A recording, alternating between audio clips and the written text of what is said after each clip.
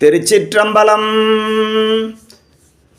திருஞான சம்பந்தர் அருளிய திருநீற்று பதிகத்தை பொதுவாக ஓதுவாமுத்திகளிலிருந்து சிவனடியார்கள் சிவபக்தர்கள் இப்படி பாருங்கள். மந்திரமாவது நீரு வானவர் மேலது நீரு, சுந்தரமாவது நீரு துதிக்கப்படுவது நீரு, தந்திரமாவது நீரு சமயத்தில் உள்ளது நீரு, செந்துவர் வாயுமை பங்கன் திரு ஆலவாயான் திருநீரே.